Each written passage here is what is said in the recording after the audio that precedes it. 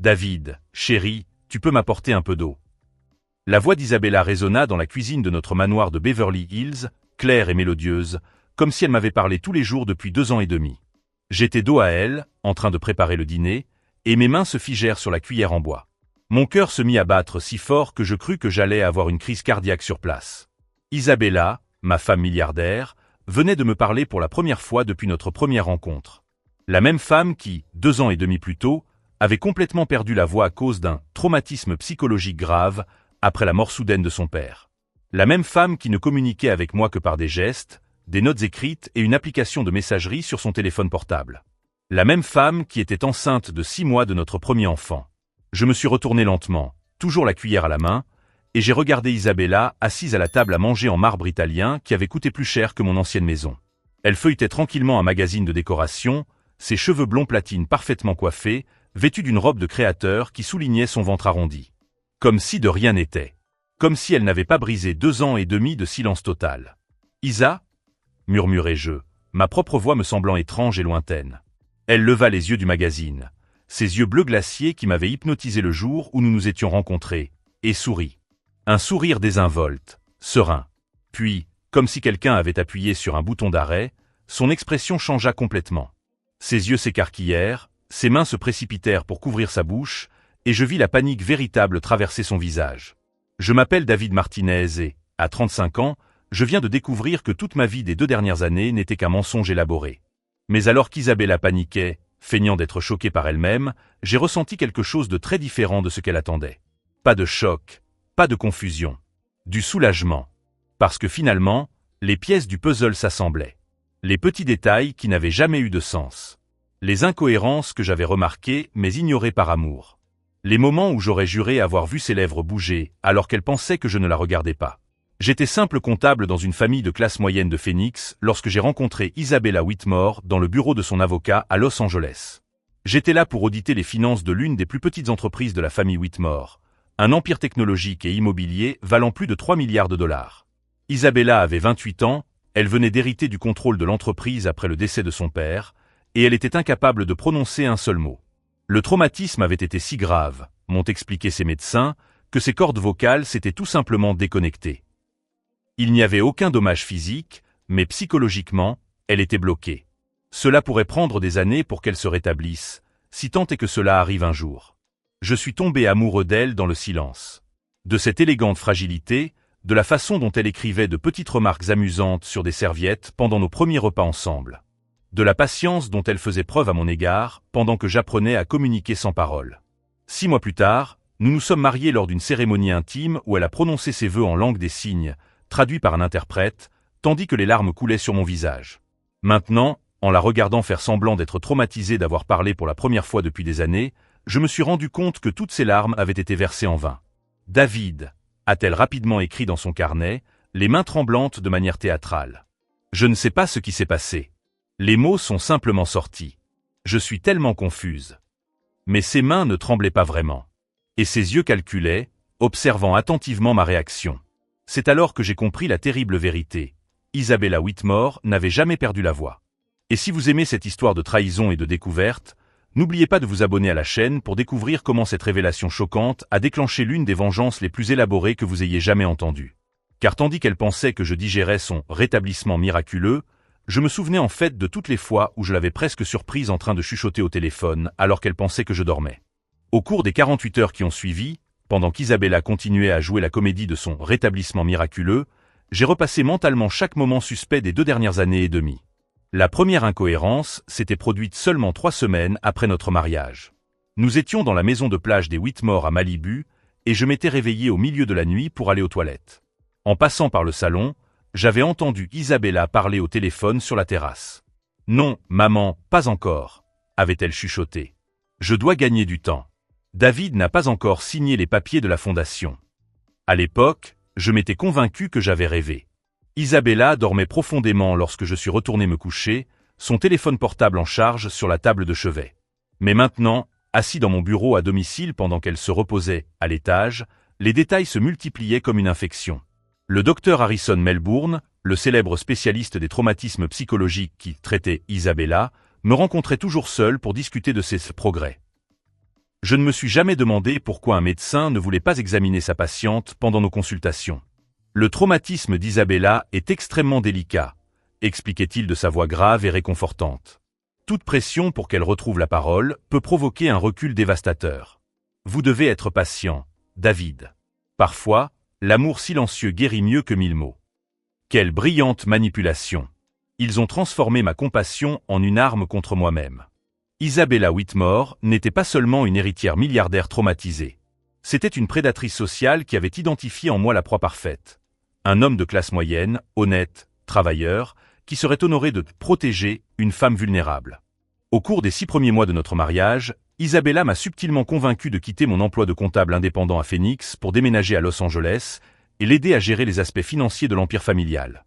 « Tu as un talent naturel pour les chiffres », avait-elle écrit dans l'un de ses billets élaborés. « Et je te fais confiance plus qu'à n'importe qui d'autre. S'il te plaît, David, j'ai besoin de quelqu'un qui comprenne aussi bien les finances que mon cœur. » Le salaire qu'elle m'offrait était 3 fois supérieur à mon revenu précédent. De plus, je travaillerais à domicile, toujours disponible pour prendre soin d'elle pendant ces moments difficiles. Ce que je n'avais pas réalisé à l'époque, c'est à quel point cela m'isolait complètement. Mes amis étaient restés à Phoenix. Ma famille pensait que j'avais tiré le gros lot en épousant une milliardaire. Et peu à peu, ma vie sociale s'est réduite aux événements organisés par la famille Whitmore, où j'étais toujours présenté comme le merveilleux mari d'Isabella qui l'avait tant aidé dans son rétablissement. Victoria Whitmore, la mère d'Isabella, était une femme de 62 ans aux cheveux argentés parfaitement coupés et aux yeux qui semblaient calculer la valeur de chaque personne qu'elle rencontrait. Elle m'adorait publiquement. « David est une bénédiction divine », déclarait-elle lors de dîners de charité. Trouver un homme prêt à aimer Isabella sans avoir à l'entendre parler, c'est ça, le véritable amour. Mais il y avait quelque chose dans les yeux de Victoria qui m'avait toujours dérangé. Une satisfaction froide, comme si elle connaissait une blague que je ne comprenais pas. Maintenant, je comprenais parfaitement. Pendant ces 2 ans et demi, alors que je croyais construire un mariage basé sur une communication profonde et non verbale, Isabella orchestrait le plus grand vol d'identité émotionnelle de ma vie. Elle a étudié chacune de mes faiblesses. Elle a découvert que je venais d'une famille où mon père avait abandonné ma mère quand j'avais 12 ans, nous laissant dans une situation financière difficile. Elle a découvert que je m'étais toujours senti inadéquat parce que je n'avais pas fréquenté une université prestigieuse, que travailler avec des chiffres était ma façon de me sentir utile et intelligent. Isabella a alimenté chacune de ces insécurités tout en feignant de dépendre de moi. « Tu es tellement plus intelligent que toutes les personnes que j'ai côtoyées », écrivait-elle dans ses notes. Tous ces hommes riches que j'ai rencontrés étaient vides à l'intérieur. Tu as de la substance, David. Tu as une âme. Et je l'ai cru. Dieu m'en est témoin, j'ai cru chaque mot. Mais la plus grande révélation est venue lorsque j'ai commencé à enquêter discrètement sur les traitements médicaux d'Isabella. Le docteur Harrison Melbourne n'était pas un spécialiste des traumatismes psychologiques. Il était le médecin privé de la famille Whitmore depuis 15 ans, spécialisé dans la médecine concierge pour les clients ultra-riches qui avaient besoin d'une discrétion absolue. Il n'existait aucune trace de consultation psychiatrique pour Isabella.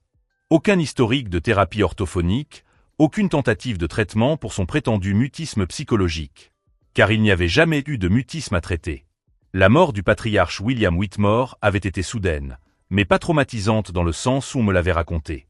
Il était mort d'une crise cardiaque fulgurante alors qu'il jouait au tennis dans le club privé de la famille. Isabella était en Europe lorsqu'elle a appris la nouvelle. Mais 3 semaines avant sa mort, Isabella avait enregistré une société offshore aux îles Caïmans. Une société qui, comme je l'ai découvert en fouillant dans les registres publics, a commencé à recevoir des virements de plusieurs millions de dollars de Whitmore Industries immédiatement après la mort de William. Le mutisme d'Isabella a commencé exactement au moment où elle a hérité du contrôle des entreprises. Et cela a coïncidé parfaitement avec le début de l'une des plus grandes opérations de blanchiment d'argent que j'ai jamais vues. Pendant 2 ans et demi, alors que j'organisais méticuleusement les finances légales de la famille, croyant aider une veuve traumatisée à préserver l'héritage de son père, Isabella détournait systématiquement les ressources de la société principale vers ses comptes privés. Elle a utilisé mon expertise comptable pour légitimer des transferts douteux, me faisant signer des documents en tant que conseiller financier de la famille, sans que je sache que je validais des transactions illégales. Je n'étais pas seulement un mari trompé. J'étais un complice involontaire d'un crime fédéral. Et maintenant, Isabella étant enceinte de 6 mois, je comprenais enfin le déroulement complet de sa stratégie. Elle avait besoin d'un mari respectable pour légitimer ses manœuvres financières. Elle avait besoin de quelqu'un qui s'y connaissait en comptabilité, mais qui n'avait pas suffisamment de relations dans l'élite financière pour découvrir ce qui se passait réellement. Et elle avait besoin de quelqu'un d'assez amoureux et protecteur pour ne jamais remettre en question ses actions. Mais surtout, elle avait besoin d'un héritier. Un fils qui garantirait son contrôle permanent sur l'Empire Whitmore, surtout si quelque chose m'arrivait. Assis dans ce bureau, regardant les documents que j'avais imprimés en secret, j'ai senti une froide rage m'envahir. Ce n'était pas seulement de la colère pour la trahison personnelle, mais aussi pour l'ampleur de la manipulation. Isabella n'avait pas seulement menti sur son état de santé. Elle avait construit toute une identité basée sur une vulnérabilité fabriquée, elle avait utilisé ma compassion comme un outil de contrôle et m'avait transformé en criminel à mon insu. Mais alors qu'elle faisait tranquillement la fête à l'étage, pensant que son rétablissement miraculeux serait le prochain chapitre de notre histoire d'amour, je découvrais quelque chose qu'elle n'aurait jamais pu imaginer. Au cours de mon enquête sur les registres financiers, j'ai trouvé des preuves que je n'étais pas son premier mari. Isabella avait déjà été mariée, à l'âge de 23 ans, à un jeune avocat nommé Marcus Sullivan, décédé dans un accident de voiture 6 mois après le mariage. Et d'après les registres d'assurance que j'ai trouvés, elle avait hérité de 2 millions de dollars à la suite de son décès. À présent, en regardant ma femme enceinte qui pouvait parfaitement parler, mais qui avait feint le mutisme pendant 2 ans et demi, une question terrible résonnait dans mon esprit. Que m'arriverait-il après la naissance du bébé? L'enquête sur Marcus Sullivan m'a occupé pendant les 5 jours suivants. Pendant qu'Isabella continuait à jouer la comédie de la guérison progressive de la parole, en se rendant à des consultations médicales pour suivre ses progrès miraculeux, je me suis plongé dans les archives publiques et les registres auxquels j'avais accès par voie électronique. Ce que j'ai découvert m'a glacé le sang. Marcus Sullivan n'était pas mort dans un accident de voiture ordinaire. Le rapport de police, que j'ai obtenu grâce à un contact au sein du service de la circulation de Phoenix, révélait des détails troublants. Marcus roulait sur la Pacific Coast Highway à 2 heures du matin un mardi, revenant apparemment d'un voyage d'affaires à San Diego. Sa voiture, une BMW décapotable, avait quitté la route dans un virage connu, faisant une chute de 200 mètres dans le ravin. Il n'y avait aucune trace de freinage. Il n'y avait aucune preuve d'autres véhicules impliqués. Il n'y avait aucune explication logique pour qu'un avocat expérimenté, qui connaissait parfaitement cette route pour l'emprunter chaque semaine, perde le contrôle par une nuit sèche et claire. Mais le détail qui m'a glacé le sang, c'est de découvrir qu'Isabella était censée rendre visite à sa tante malade à Portland ce week-end-là. Elle avait un alibi parfait, des témoins et même des registres d'hôtel. Exactement comme quelqu'un planifierait s'il voulait être loin lorsque quelque chose de terrible arriverait à son mari. « David, chéri, tu vas bien ?» demanda Isabella le jeudi matin, d'une voix douce et inquiète. « Tu sembles si distant ces derniers temps. Et fatigué. Tu dors mal ?» Je prenais mon petit déjeuner dans la cuisine, faisant semblant de lire mes emails sur mon ordinateur portable, alors qu'en réalité, je parcourais les dossiers d'assurance concernant la mort de Marcus. Je fermais rapidement l'écran. C'est juste le travail, Isa. J'ai beaucoup de chiffres à vérifier. Elle s'approcha derrière ma chaise, posant ses mains sur mes épaules. Pendant 2 ans et demi, ce geste m'avait apaisé. Mais à présent, je sentais chaque muscle de mon corps se contracter. Tu sais que tu n'as pas besoin de travailler autant maintenant que je peux à nouveau parler, murmura-t-elle à mon oreille. Nous pouvons engager un comptable pour l'entreprise. Tu peux te concentrer sur ton rôle de père. Être père. Sa grossesse de 6 mois. Le bébé qui naîtrait dans 3 mois et qui, d'après ce que je découvrais, serait mon arrêt de mort. Bien sûr, répondis-je en esquissant un sourire.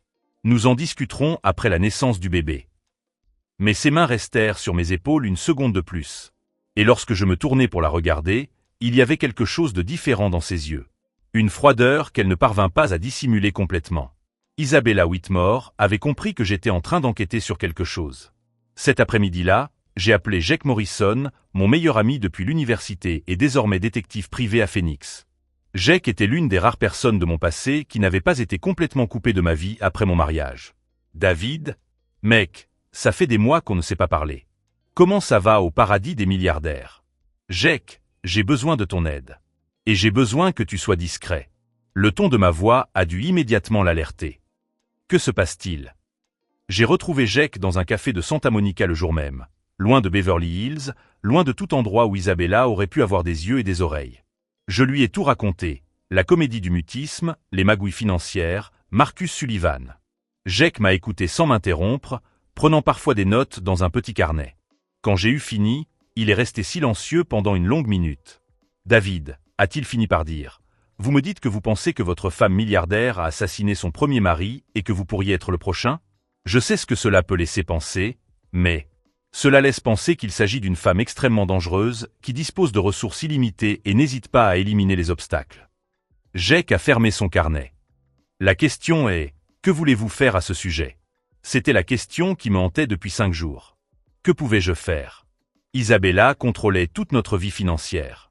La maison était à son nom. La voiture que je conduisais était à son nom. Mon compte bancaire personnel contenait moins de 3 000 $. Le reste de mon salaire allait directement sur un compte joint qu'elle gérait. Si j'essayais de la dénoncer, ce serait ma parole contre celle d'une milliardaire respectée qui disposait d'une équipe entière d'avocats, de médecins et de relations publiques.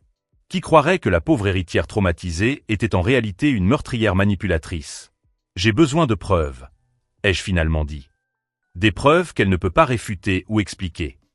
Et il faut faire vite, a ajouté Jake d'un ton sombre. Parce que si elle soupçonne que tu sais quelque chose. Il n'avait pas besoin de terminer sa phrase. Nous savions tous les deux ce qui était arrivé à Marcus lorsqu'il était devenu un problème. Je suis rentré à la maison ce soir-là et j'ai trouvé Isabella dans le salon, feuilletant des magazines pour bébé, son ventre rond confortablement installé sur le canapé en cuir italien. « Comment s'est passée ta journée, chérie ?» demanda-t-elle sans lever les yeux du magazine. « Normal. Réunion, chiffres, rien de très intéressant. » Mais lorsque je m'apprêtais à embrasser son front, un rituel automatique que nous avions pris, elle me retint le poignet. « David, » dit-elle doucement, ses yeux bleus fixés sur les miens. « Tu sais que tu peux tout me dire, n'est-ce pas? Nous sommes partenaires. En tout. » Le mot « partenaire » sortit de sa bouche comme une menace voilée. « Bien sûr, Isa. Tu es tout pour moi. » Elle sourit, mais ce sourire n'atteignit pas ses yeux. C'est cette nuit-là, allongé à côté d'elle en faisant semblant de dormir, que je pris la décision qui allait tout changer. Isabella Whitmore avait systématiquement détruit la vie d'au moins 2 hommes. Elle avait menti, manipulé, volé et peut-être même assassiné pour bâtir son empire de mensonges. Mais elle avait commis une erreur fatale. Elle avait choisi comme victime un comptable qui avait passé toute sa vie à décortiquer des chiffres, à trouver des incohérences et à découvrir où l'argent était réellement caché. Si elle voulait jouer au chat et à la souris, j'étais prêt à jouer le jeu. Mais cette fois, je ne serais pas la souris. Au cours des 3 jours suivants, j'ai mené une double enquête. Officiellement, je continuais à gérer les finances de la famille Whitmore, remplissant mes devoirs de mari dévoué. Mais officieusement, je cartographiais chaque transfert suspect, chaque société fantôme, chaque compte offshore. Et j'ai découvert quelque chose qui m'a fait comprendre qu'Isabella n'était pas seulement une meurtrière. C'était une meurtrière en série dans le monde des affaires. Au cours des 8 dernières années, 3 hommes étaient morts après avoir épousé des femmes qui avaient ensuite hérité de fortunes considérables. 2 suicides apparents, un accident de voiture. Tous ont fait l'objet d'enquêtes superficielles, tous ont été classés comme des tragédies sans suspect. Mais lorsque j'ai analysé les schémas financiers, j'ai découvert que la même société offshore des îles Caïmans recevait des virements importants après chaque décès. Isabella n'était pas seulement une veuve noire. Elle dirigeait un réseau. Cette découverte m'a frappé comme un coup de poing dans l'estomac. Je n'avais pas seulement affaire à une femme dangereuse, mais à une organisation qui avait transformé le mariage en meurtre en une activité commerciale. Et maintenant, assis dans mon bureau tandis qu'Isabella se reposait à l'étage, je comprenais enfin pourquoi elle avait choisi de se soigner exactement à 6 mois de grossesse. C'était le timing parfait. Le bébé naîtrait dans 3 mois. Elle aurait un héritier assuré. Et moi, le comptable qui en savait trop sur ses opérations financières, je deviendrais un autre accident tragique qu'elle pleurerait publiquement tout en héritant de tout ce qui resterait de ma vie. Mais Isabella Whitmore avait sous-estimé une chose cruciale à propos de David Martinez. Je n'étais pas Marcus Sullivan, le jeune avocat idéaliste qui avait probablement découvert quelque chose trop tard. Je n'étais aucun des autres hommes qu'elle avait manipulés et éliminés. J'étais un comptable qui avait grandi dans une famille où chaque centime comptait, qui avait appris dès son enfance que survivre signifiait toujours avoir 3 longueurs d'avance. Et pendant qu'elle planifiait ma mort à l'étage, j'étais au rez-de-chaussée en train de planifier quelque chose de très différent. Jake m'avait donné 72 heures pour rassembler suffisamment de preuves avant de mettre en œuvre le plan que nous avions élaboré cet après-midi-là au café. 72 heures pour renverser complètement la situation. Car si Isabella Whitmore voulait éliminer David Martinez, elle devrait d'abord affronter une version de lui qu'elle n'avait jamais connue. Une version qui n'accepterait pas de mourir en silence. Les 72 heures que Jake m'avait accordées se sont transformées en l'opération la plus complexe de ma vie. Mais il ne s'agissait pas seulement de rassembler des preuves, il fallait aussi survivre assez longtemps pour les utiliser. Isabella était en train de changer. Subtilement, mais sûrement. Le lendemain matin, après notre conversation miraculeuse, Elle m'a préparé mon petit déjeuner en personne. Une chose qu'elle n'avait jamais faite en 2 ans et demi de mariage. « Laisse-moi prendre soin de toi maintenant que je peux à nouveau parler », m'a-t-elle dit en posant la tasse fumante devant moi avec ce sourire qui n'atteignait pas ses yeux. Le café avait un goût légèrement amer que je ne reconnaissais pas. J'ai fait semblant de le boire, puis j'ai discrètement versé le liquide sur une plante lorsqu'elle a quitté la cuisine. La plante est morte en 2 jours. Le même matin, j'ai appelé Jake à l'aide d'un téléphone prépayé que j'avais acheté sur le chemin du travail. Elle teste des poisons, ai-je dit sans préambule. Bon sang, David. Tu en es sûr? La plante de la cuisine est morte. Et Isabella m'a suggéré de me détendre davantage, peut-être de travailler moins. Jake est resté silencieux pendant un moment. D'accord, changement de plan. Nous n'avons pas 72 heures. Nous en avons 48 au maximum. Je vais accélérer l'enquête sur son réseau. Pendant que Jake s'occupait des aspects juridiques, j'ai commencé à mettre en œuvre la partie que seul un comptable ayant un accès complet aux finances de la famille pouvait exécuter. Au cours des 2 dernières années et demie, en organisant méticuleusement les comptes d'Isabella, j'avais involontairement cartographié toute la structure financière de ce qui s'avérait désormais être une opération criminelle internationale. Mais il y avait quelque chose qu'Isabella ignorait à mon sujet. Quelque chose qu'elle n'avait jamais découvert lors de son enquête prémaritale sur David Martinez, le modeste comptable de Phoenix. Avant de devenir comptable, j'avais passé 3 ans à travailler pour le FBI en tant qu'analyste financier junior. Ma spécialité était de traquer le blanchiment d'argent des cartels mexicains. J'avais quitté le bureau après l'assassinat de mon supérieur hiérarchique, officiellement un cambriolage qui avait mal tourné, officieusement une exécution pour s'être trop approché de la vérité. C'est pourquoi j'avais déménagé à Phoenix, changé mon nom de David Martinez Santos à simplement David Martinez, et suis devenu un comptable indépendant anonyme. Isabella avait choisi sa victime en se basant sur une identité que j'avais soigneusement créée pour disparaître. Elle n'avait aucune idée qu'elle était mariée à quelqu'un qui comprenait parfaitement comment démanteler des opérations comme la sienne. Au cours de cette première nuit, après avoir découvert la vérité, alors qu'Isabella dormait à mes côtés, probablement en faisant semblant, comme elle le faisait pour tout le reste, j'ai commencé à mettre en œuvre le protocole Alpha. Le protocole Alpha était le système que nous avions développé au FBI pour les situations où un agent était infiltré dans une opération à haut risque et devait signaler une urgence sans compromettre sa position. À l'aide de mon ordinateur portable personnel, j'ai accédé à un serveur sécurisé que je n'avais pas utilisé depuis 5 ans. J'ai téléchargé toutes les données financières que j'avais collectées sur les opérations d'Isabella. Virements, comptes offshore, modèles de transactions, liens entre les sociétés fantômes. Mais je ne me suis pas arrêté là. À l'aide des identifiants d'accès qu'Isabella m'avait donnés pour faciliter mon travail, j'ai commencé à mettre en place des traces numériques inversées pour chaque transaction suspecte. Je ne me contentais pas de documenter les crimes, je créais une piste d'audit qui mènerait inévitablement à elle. L'astuce consistait à faire en sorte que tout cela ressemble à une routine administrative. Chaque matin, je classais des fichiers financiers, créant des sauvegardes sur plusieurs serveurs dont Isabella ignorait l'existence. Chaque après-midi, je mettais à jour des feuilles de calcul, en insérant des codes qui ressemblaient à des références comptables normales, mais qui étaient en fait les coordonnées GPS de propriété où des preuves physiques étaient cachées. Jake travaillait simultanément sur le volet juridique, mais il a découvert quelque chose qui a complètement changé notre stratégie. David, son réseau est plus vaste que nous ne l'imaginions, m'a-t-il dit lors de notre 2e rencontre secrète, cette fois dans le parking d'un centre commercial à Pasadena. Il n'y a pas que 3 décès. Il y en a au moins 8 au cours des 12 dernières années, répartis dans 5 États différents. 8. Ce chiffre m'a fait l'effet d'un coup de poing dans l'estomac. Et ce n'est pas tout. Le docteur Harrison Melbourne n'est pas seulement le médecin de famille. Il est le coordinateur médical de toute l'opération. C'est lui qui fournit les poisons, falsifie les certificats de décès, coordonne avec les médecins légistes corrompus. Bon sang, Isabella n'est pas seulement une tueuse en série, David. Elle est la PDG d'une entreprise de meurtre spécialisée dans les hommes riches et vulnérables. Cela expliquait tout.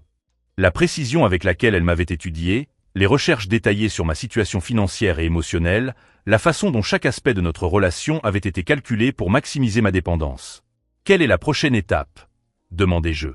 Nous avons besoin de preuves matérielles des poisons. Et nous avons besoin d'enregistrements d'elle avouant ou au moins admettant avoir connaissance des meurtres précédents. C'est là que j'ai élaboré la partie la plus risquée du plan. Le lendemain soir, pendant le dîner, j'ai commencé à mettre en œuvre la phase 2. Isa, ai-je dit calmement en coupant mon steak, j'ai beaucoup réfléchi à notre avenir depuis que tu as retrouvé la parole. Elle a levé les yeux, mâchant délicatement. Oh, quel genre de réflexion!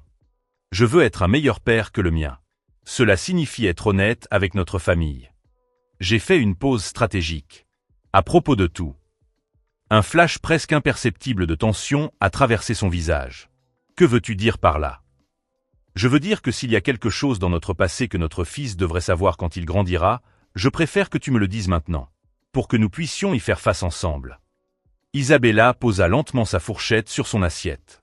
Très lentement. David, chéri, il n'y a rien dans mon passé que tu ne saches déjà. Même pas à propos de Marcus. Le silence qui suivit dura exactement 14 secondes. Je les ai comptés. Comment as-tu su pour Marcus? Ce n'était pas un déni. C'était un aveu. Des documents d'assurance sont apparus lorsque je classais tes dossiers financiers. J'ai trouvé étrange que tu n'aies jamais mentionné un précédent mariage. Elle prit une profonde inspiration, et je vis son esprit travailler rapidement, calculant ce qu'elle devait révéler, ce qu'elle devait nier, comment tourner la situation à son avantage. Marcus était compliqué, dit-elle finalement. Il ne supportait pas la pression d'être marié à une Whitmore. Il s'est mis à boire, à devenir paranoïaque, accusant ma famille de choses terribles. Quel genre de choses? Des choses concernant nos finances. Il pensait que nous cachions de l'argent, que nous blanchissions de l'argent par le biais des entreprises. Des fantasmes paranoïaques alimentés par l'alcool. Chaque mot était une confession déguisée en justification. Et l'accident? Il conduisait en état d'ivresse, David. En fait, il était en fuite. Il avait volé 200 000 $ sur le compte de l'entreprise et s'enfuyait vers le Mexique quand il a perdu le contrôle de sa voiture. Des mensonges tissés avec suffisamment de détails pour paraître vrais. Mais j'avais vu les rapports de police. Marcus était sobre quand il est mort. Ça a dû être terrible pour vous. Ça a été dévastateur. C'est pourquoi j'ai été si reconnaissante quand je vous ai rencontré, David. Quelqu'un qui m'aime sans rien attendre d'autre que moi-même. À ce moment-là, en regardant cette femme enceinte de 6 mois qui avait tué au moins 8 personnes et qui prévoyait de me tuer dans 3 mois, j'ai compris quelque chose de fondamental. Isabella Whitmore n'était pas seulement une meurtrière. C'était une artiste de la manipulation qui avait transformé le meurtre en une forme d'art. Et si vous suivez avec moi ce parcours fait de découvertes terrifiantes, abonnez-vous à la chaîne, car la façon dont je vais renverser la situation surprendra même les prédateurs les plus expérimentés. Je t'aime, Isa, lui ai-je dit en couvrant sa main de la mienne. Et je te promets que notre enfant ne vivra jamais ce que tu as vécu. Elle a souri, ce sourire chaleureux et convaincant qui m'avait fait tomber amoureux d'elle 2 ans et demi plus tôt. Je sais que tu me protégeras, David. Toujours. Mais pendant qu'elle parlait de protection et d'amour éternel, j'activais discrètement l'enregistreur numérique caché dans ma montre. Chaque mot qu'elle avait dit sur Marcus, chaque détail de sa justification, était désormais documenté de manière permanente. Et le lendemain, la phase finale du protocole Alpha commencerait. La phase où David Martinez, humble comptable, disparaîtrait complètement et où David Martinez Santos, ancien analyste du FBI spécialisé dans le démantèlement des réseaux criminels, referait surface pour mettre en œuvre le piège le plus élaboré de sa carrière. Isabella Whitmore avait passé 2 ans et demi à étudier sa victime. Il était maintenant temps pour elle de découvrir qui elle avait vraiment épousé. La mise en œuvre du protocole Alpha a commencé le lundi, 3 semaines après ma découverte initiale. Alors qu'Isabella se préparait pour son rendez-vous médical matinal, un rendez-vous dont elle ignorait qu'il était surveillé par le FBI depuis 48 heures, j'étais au bureau, coordonnant la phase la plus délicate de toute l'opération. La première étape était apparemment insignifiante. J'ai clôturé notre compte joint et transféré tous les fonds vers un compte fédéral bloqué. Isabella s'en rendrait compte lorsqu'elle tenterait d'accéder à l'argent pour ses activités habituelles, mais d'ici là, il serait déjà trop tard. La deuxième étape était plus subtile. J'ai activé les traces numériques inversées que j'avais mises en place au cours des 15 derniers jours. Chaque transaction suspecte qu'Isabella avait autorisée au cours des 2 dernières années générait désormais automatiquement des rapports destinés au département du Trésor, au fisc fédéral et au FBI. Il ne s'agissait pas seulement de preuves passives. C'étaient des preuves actives qui se multipliaient d'heure en heure. David. La voix d'Isabella résonna depuis l'étage supérieur. Tu peux monter? J'ai besoin de te parler de quelque chose. Il était 10h30 du matin. Le moment était parfait. Je montais lentement les escaliers, chaque pas calculé. Sur la dernière marche, je vérifiais discrètement que le micro de ma montre était activé. Le signal vert confirma que Jake et son équipe écoutaient chaque mot en temps réel. Isabella était assise sur le bord de notre lit, vêtue d'un peignoir en soie bleue qui coûtait plus cher que le salaire annuel d'un travailleur moyen. Son ventre de 7 mois ressortait, et pendant un instant, juste un instant, j'ai ressenti un pincement de quelque chose qui aurait pu être du remords. Mais ensuite, je me suis souvenu de Marcus Sullivan. Et des 7 autres hommes. « Assieds-toi, chérie, dit-elle en tapotant le matelas à côté d'elle. Je préfère rester debout. Elle pencha la tête, ses yeux bleus scrutant mon visage avec une nouvelle intensité. David, tu es différent depuis quelques semaines. Tu es distant. Je m'inquiète pour le bébé. C'est normal, non? Oui. Elle fit une pause, et je vis ses mains bouger nerveusement sur le tissu de son peignoir. Mais ce n'est pas tout. Tu m'espionnes, David. Le silence qui suivit dura exactement 8 secondes. Jake m'avait appris que toute réponse donnée en moins de 3 secondes semblerait préparée, et que toute réponse donnée en plus de 10 secondes confirmerait ma culpabilité. Pourquoi penses-tu cela? Parce que je ferais la même chose à ta place. Elle se leva lentement, sa main droite glissant dans la poche de son peignoir. Quand tu as commencé à poser des questions sur Marcus, j'ai su que ce n'était qu'une question de temps. Ma main se dirigea instinctivement vers le téléphone portable dans ma poche, où le bouton d'alarme était programmé. 2 pressions et l'équipe du FBI ferait irruption dans la maison en moins de 90 secondes. Mais Isabella était enceinte de 7 mois. Et il y avait quelque chose dans ses yeux. Pas une menace, mais de la résignation. Isabella, dis-je calmement, retire ta main de ta poche. Ce n'est pas ce que tu penses. Elle retira sa main, révélant une enveloppe blanche. Ce sont des documents, David. Des documents que tu voudras voir. Elle tendit l'enveloppe, mais je ne fis aucun geste pour la prendre. Pose-la sur le lit. Isabella obéit, reculant de quelques pas, ouvre-la. S'il te plaît. Je m'approchai prudemment, sans la quitter des yeux, et pris l'enveloppe. À l'intérieur se trouvait une seule feuille de papier à en-tête d'un laboratoire médical de Beverly Hills. Un test ADN. Le bébé qu'Isabella portait n'était pas le mien. Il y a 7 mois, dit-elle doucement, alors que tu étais en voyage à Phoenix pour rendre visite à ta mère, j'ai rencontré quelqu'un. Ce n'était pas prévu, David. C'était un moment de faiblesse, et j'ai arrêté de lire. Non pas parce que j'étais choqué par son infidélité, mais parce que j'ai reconnu le nom du père biologique indiqué sur le document. Dr Harrison Melbourne. Le médecin qui coordonnait toute l'opération des assassinats. Bon sang, ai-je murmuré. David, je sais que cela change tout entre nous, mais j'ai besoin que tu comprennes quelque chose. Isabella s'approcha d'un pas. Harrison n'est pas seulement mon médecin. Il est le cerveau derrière tout ça. Le réseau, les assassinats, les montages financiers. Tout. Et soudain, toutes les pièces du puzzle se remirent en place dans mon esprit. Tu n'es pas la patronne, dis-je lentement. Tu n'es qu'un pion parmi d'autres. Je suis prisonnière, David. Depuis 12 ans. De vraies larmes commencèrent à couler sur son visage. Harrison a tué mon premier mari quand j'ai découvert qu'il utilisait notre entreprise pour blanchir de l'argent. Il a tué le deuxième quand il a commencé à poser des questions sur nos transactions bancaires. Et Marcus. Marcus a découvert la vérité sur Harrison. Il a essayé de m'avertir, mais Harrison avait toujours une longueur d'avance. Quand Marcus est mort, Harrison m'a dit que je serais la prochaine, à moins que je ne coopère pleinement. Mon esprit travaillait frénétiquement, traitant ces nouvelles informations. Si Isabella disait la vérité, alors elle n'était pas la prédatrice que je pensais. Elle était une autre victime. Mais il y avait un problème avec cette histoire. Si vous êtes prisonnière, dis-je lentement, pourquoi me racontez-vous cela maintenant? Pourquoi pas avant? Isabella baissa les yeux. Parce que Harrison m'a dit que vous étiez différent des autres. Que vous étiez spécial. Il m'a dit que si je parvenais à vous garder heureux et ignorant jusqu'à la naissance du bébé, il me libérerait. Et vous l'avez cru. Je voulais y croire. Elle m'a regardé à nouveau. Mais quand j'ai commencé à retrouver ma voix, ce n'était pas miraculeux, David. Harrison a dit qu'il était temps de préparer votre départ. Les pièces du puzzle se sont enfin assemblées. Il va me tuer après la naissance du bébé. En fait, a dit une voix familière depuis la porte, je vais le tuer bien avant cela.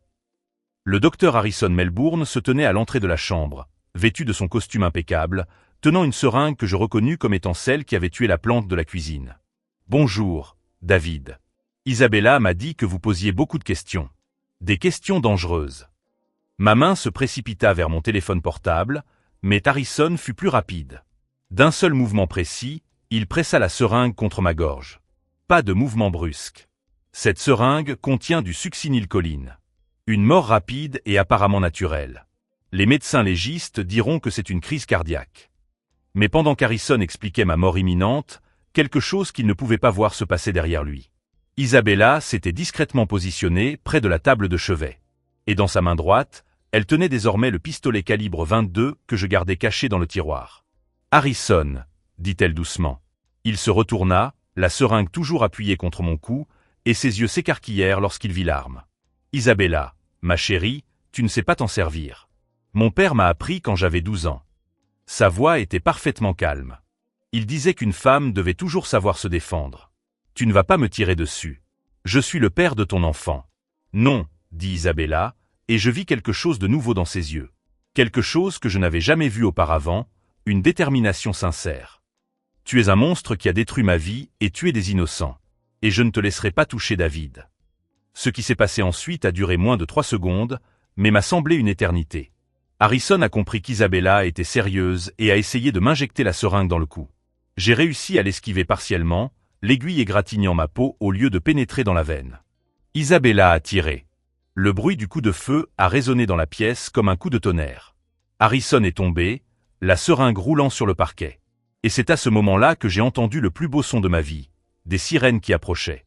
Jake et son équipe sont arrivés exactement comme prévu. Le bouton d'alarme s'était déclenché automatiquement lorsque mon cœur avait dépassé les 150 battements par minute, une fonction que j'avais secrètement programmée dans ma montre.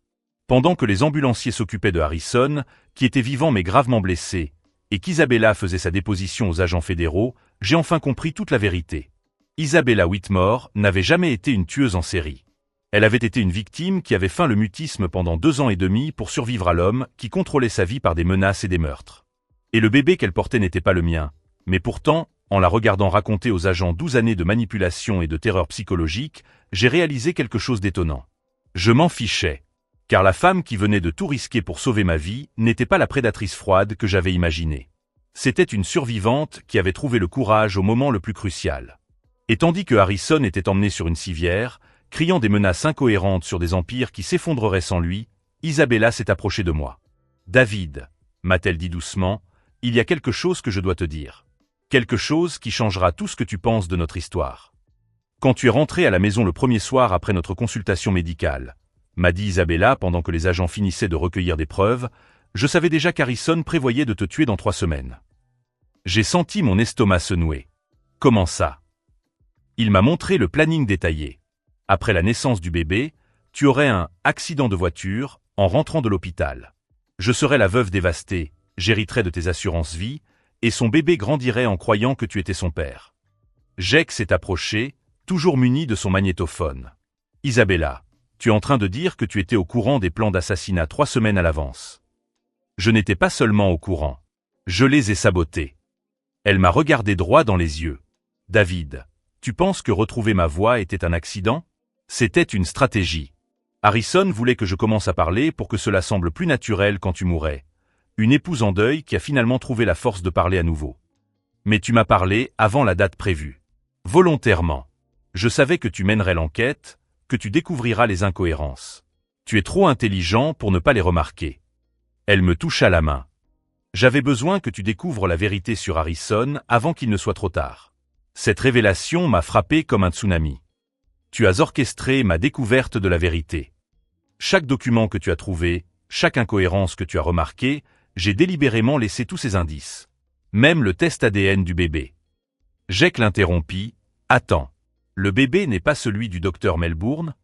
Isabella a souri pour la première fois depuis des semaines. Un sourire sincère. Bien sûr que non. C'est le tien, David. Mais j'avais besoin que Harrison croie que c'était le sien pour qu'il baisse sa garde.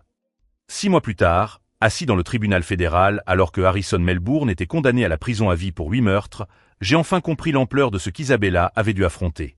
Pendant 12 ans, elle avait feint d'être la complice d'un tueur en série pour protéger non seulement sa propre vie, mais aussi celle d'innocents que Harrison aurait continué à tuer. Chaque mariage forcé avait été une tentative de rassembler des preuves. Chaque fausse relation, une opération de renseignement déguisé.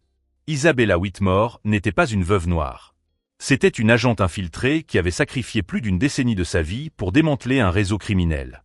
Ton plan était brillant, ai-je dit à Jake en sortant du tribunal. Utiliser mes compétences du FBI contre Harrison. En fait, a répondu Isabella, c'était ton plan, David. Je t'ai juste donné les petits coups de pouce nécessaires. Notre fils est né 3 mois plus tard. Un petit garçon en bonne santé que nous avons prénommé Marcus, en hommage au premier mari qu'Isabella n'avait pas réussi à sauver à temps. Aujourd'hui, 5 ans plus tard, je dirige une société de sécurité financière spécialisée dans les enquêtes sur les fraudes d'entreprise. Isabella gère une fondation qui offre une protection juridique aux victimes de manipulations psychologiques. Il y a des nuits où elle se réveille encore effrayée, se souvenant des années passées sous le contrôle de Harrison. Il y a des nuits où je me réveille en pensant à quel point nous avons frôlé la catastrophe. Mais il y a aussi des matins où notre fils court vers notre lit en riant, et où nous comprenons que nous avons survécu à l'enfer pour construire quelque chose de réel. La véritable vengeance n'a pas été l'emprisonnement de Harrison, mais la vie que nous avons construite malgré lui.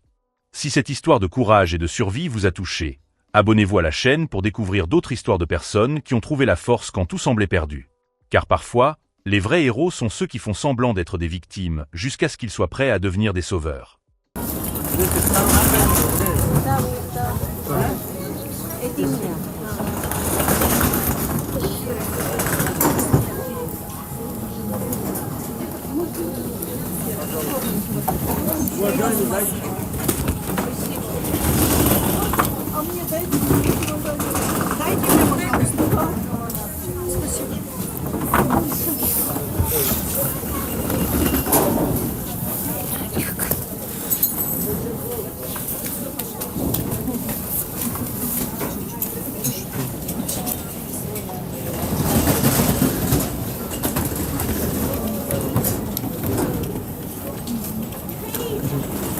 Что?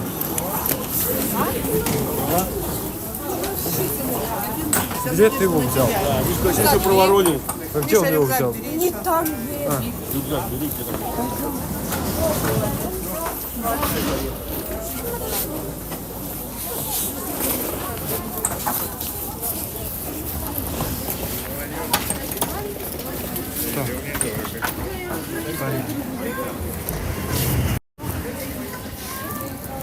А там чемодан, который я думала купить, такой же есть там что.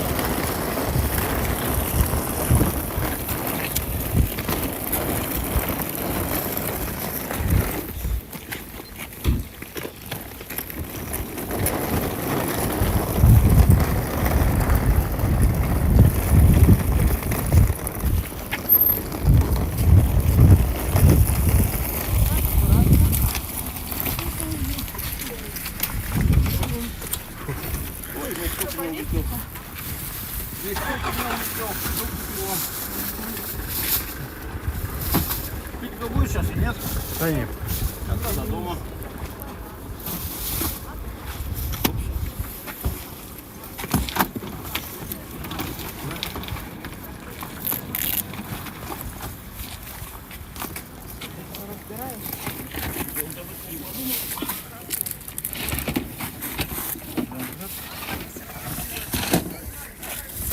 Я чемодан продать хотел. Где? полный? Теперь Михаил Да не продает. трогай меня.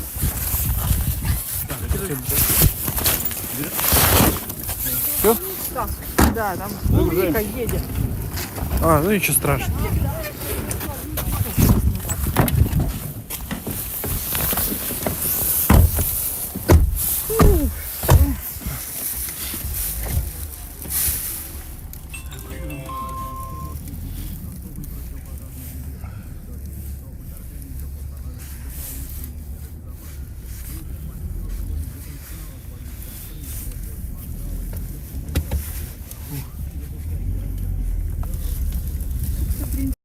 Слухай, даже вот таких и туч нет, да?